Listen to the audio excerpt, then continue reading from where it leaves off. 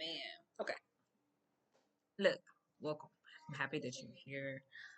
Now, I'm going to get into a very sensitive topic, subject, thought process, area, space. Okay? And today, yes, it is Ready? Good. But anyway, I'm Anastasia Chabot Moore. This is Authentic Love Coaching. Okay? Welcome to where we put the cute client confidence. Our clients, travelers, whenever they come our way, they simply go. So, with that being said, I really want us to focus on a few low ticket topics where we have conversations, especially the ones that actually make a difference, ones that matter, things that truly resonate with our audience, our subscribers, our followers. Okay? I'm grateful to you all for being here. Thank you. Okay. Walt Disney is so beloved in my area here for sure. Now, there's a real problem though, because I find that Walt is rather disrespected frequently. I'm trying to figure it out. Why? So I'm guessing people just dislike Walt Disney because of the level of success that that brand has masked. And I'm here to basically just shut the gossip mills down for a second. Here we go. Okay. So, first off, I had an attitude, right? And this is an example of what I mean. I had an attitude, and as a black female, I'm sure um, we relate, we understand. And if you can't, then you know you got to get with it to get lost. Like it's just that simple. Now, nonetheless, okay. I had an attitude one night. It was a long night. I was by myself. My hubby wasn't around. I was with our daughter, majority of the day, solo dolo, thugging it out, powering through, making content, scheduling everything out. We're in what is this, July, August, September, way back out in March, you know what I mean? So my mind is like an expansion of a sponge that's just soaking up all of these things in this window of time. And as we do those ideas, right, I got to check my habits. I got to check myself and stay positive. I set up an area and I set up shop to kind of figure out how I wanted to have our daughter look and present herself to this world that we live in, this planet, right? This earth that we inhabit. And what I decided was later on that night, after I did those things, because she ended up falling asleep, right? Our daughter ended up like, taking a snooze, whatever. Always just is a tiring type of energy. So she was asleep. And now I'm thinking to myself, I'm getting ready to do the same. And lo and behold, that's not possible. It's delayed by maybe like, uh, I don't even know, maybe like 8 hours or so. And as the delays set in, okay, something else rises behind that behavior. And as it does, Walt Disney comes and manifests into this picture. All right. And in the most glorious and profound, beautiful way. When you're really low and you're like, nobody's really there, your husband has stepped away, and it's really nothing you can do about it. You have to be patient, you know what I mean? Girls always mature faster. I'm the oldest in our relationship. So, you know what I mean? Those are weights on one's shoulder. And I'm not saying they weak or they're not able to handle and take anything, because in the day I ended up getting the thing that I was so delayed about, and I actually had a moment to teach and have a lesson that was in there that is revealed, and hence the meaning behind this video of dealing with Walt Disney. So Christmas season, right? I had a vision board, 2026 vision board. I kept up for that particular aesthetic for Christmases. Christmas already passed. Exactly, it did that.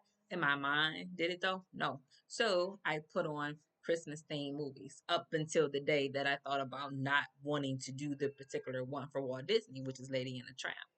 Now, why was I so unwilling to put on, even though it's theme and a Christmas, especially at the very end when it wraps up?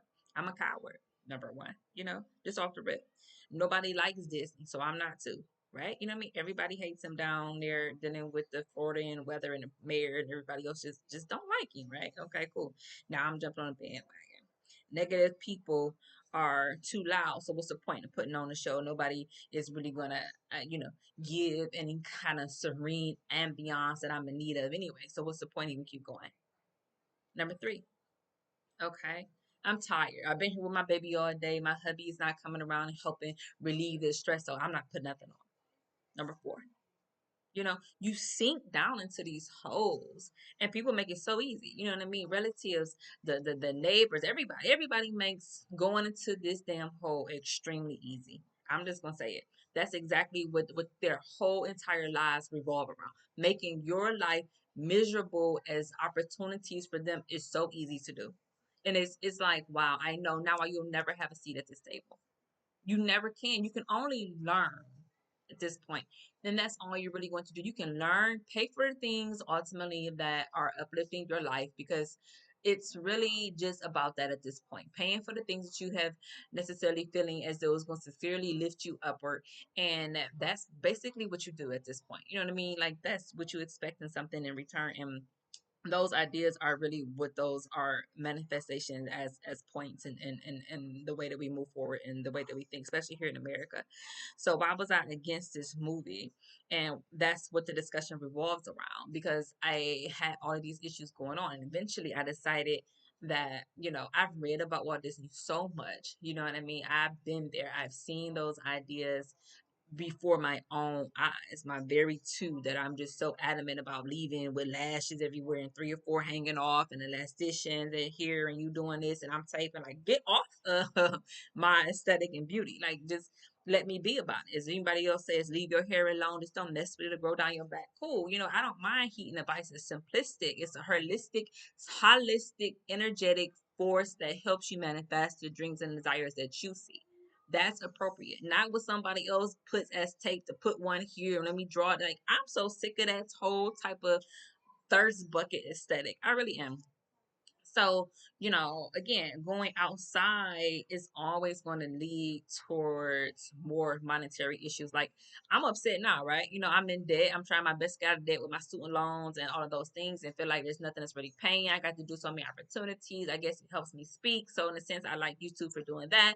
And that helps me get over whatever the fears or the cowardly thoughts are and then create and manifest the things that I want.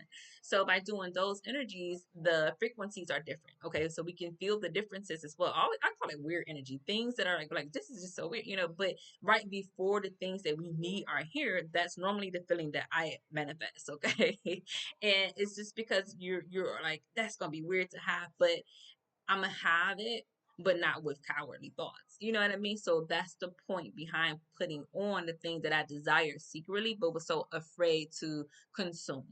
And that's a problem. And eventually I put on everything else that was Christmassy. I was getting ready to go through, I think about maybe like the Hallmarks or the Tubies and the searchings and always wanting to find all the other things, but I already have something in particular speaking that I had thought about anyway. So again, but I just keep pushing it, pushing it, pushing it away and going into those thoughts again that are very unhelpful. Now, mind you, I'm thinking to myself, I just did Home Alone, I just did the Grinch, I just did the Santa Claus, and we have literally the Lady and the Tramp as well. And I know for a fact that it ends and begins specifically with dealing with the Christmas tree scene. And a Christmas tree is something I have yet to manifest. I've really been wanting a Christmas tree, and I'm thinking that whenever we do move, I do have a little link that I have kind of sort of been like keeping my little eye on and seeing what's taking place in that sense. And I know that I can just click on that when then most likely, the manifestation occurs. Now, nonetheless, is that something that I feel like I'm in a rush to do? No, it's not something that I really want to just run into because I don't want my youth to be something that's sacrificed in order to have this manifestation. Okay. So it's a very thin line and a very fine balance. Now, again, is it something though that I'm saying is something that I feel is a negative though? No, I don't believe that either. So the point becomes now as to how the manifestation occurs. Is it through laziness and neglect of what you think about, or feeling like you're not worthy of the things that you secretly desire? You know what I mean? Are you going to lose out on some of the things, or is it something else that's really taking place that we need to focus on, that we need to place our attention into? Is there something there that mentally is causing what's taking place to slow or go quicker? And that type of energy is where you necessarily want to place your ideas for that manifestation so that you can actually create the things that you want. So I say that to say, eventually I did settle down and decide to actually enjoy Walt Disney's film. And in the end, I'll share the piece that I enjoyed most, because like I said, I was having a very rough day.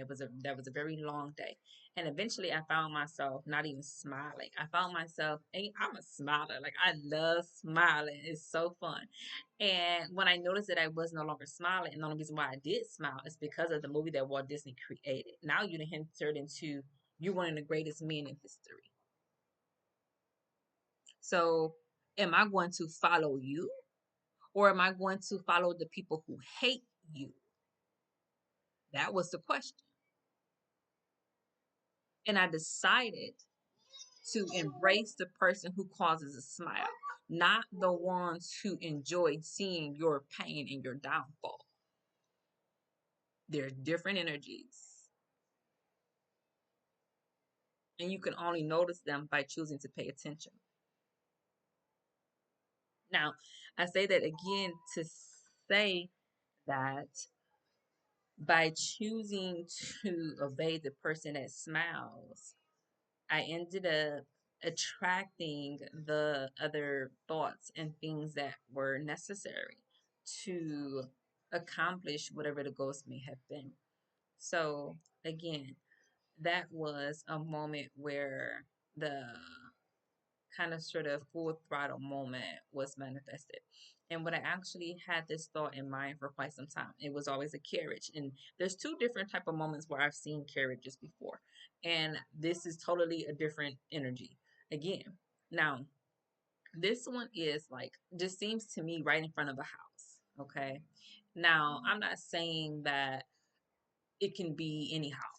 You know what I mean? Like, as long as the house is a place that you know that is a certain, because it kind of reminds you, instead of being in business contracts, you have to go into these places and you have to leave them a certain way. And usually it is better than what you originally saw when you first walked into this home.